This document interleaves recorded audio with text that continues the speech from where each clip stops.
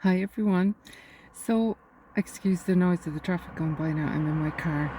I had this really eye-opening sort of experience. I'm just back from a walk, and when I go walking is always when I get these sort of amazing downloads or, just aha moments. It's just always been that way for me.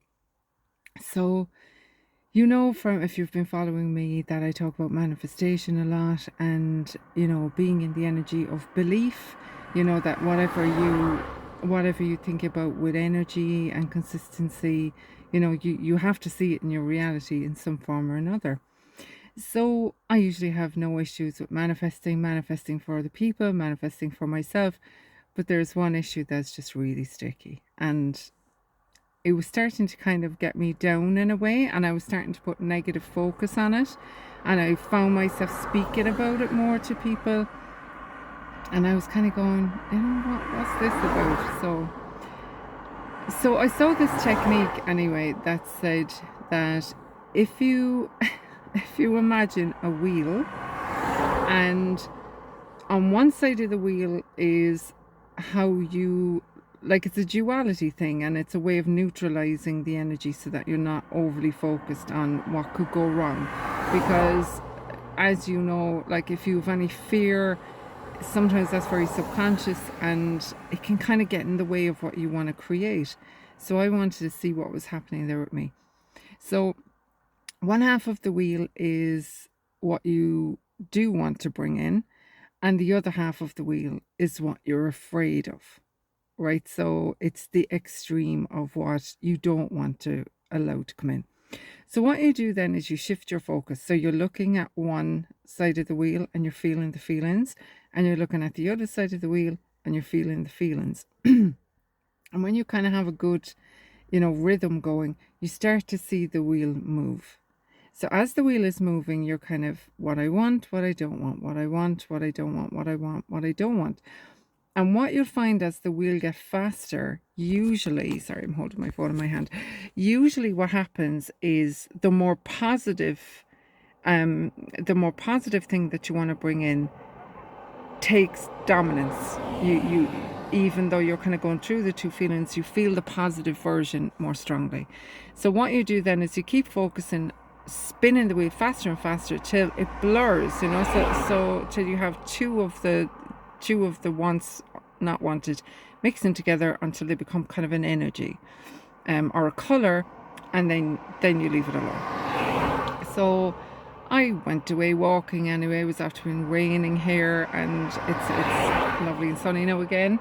But I wanted to kind of go deeper with it. So on one side I had, everything works out for me, everything is always working out for me, and on the other hand I had, things don't work out for me like they work for other people. The universe doesn't really listen to me consistently, and I got this big surge of emotion, and I was like, ooh. And then it was like I've often heard it said that the universe, how you see the universe, God, whatever word you have for it, is the way you saw your parents. You kind of project it onto God.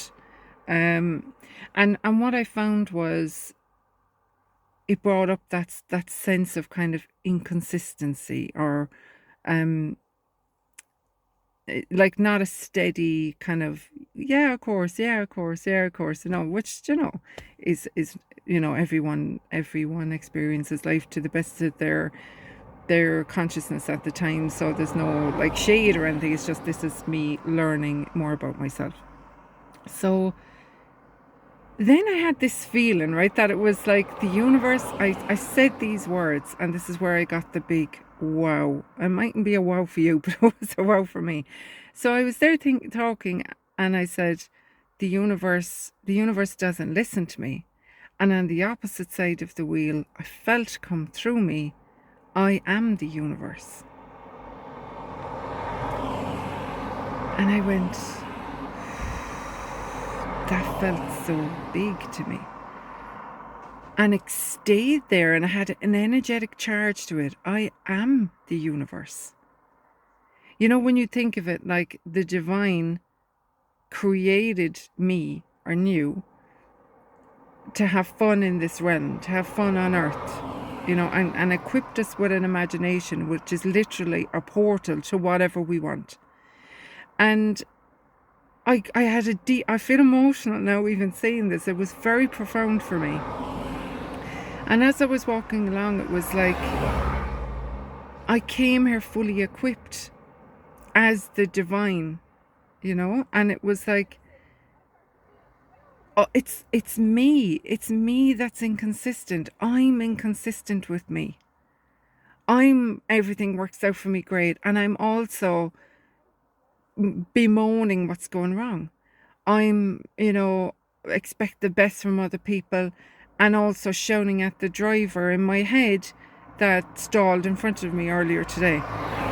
And that, that is part of the human ebb and flow. But it struck me again, and again I feel so emotional with this. The responsibility is completely our own. It's completely our own.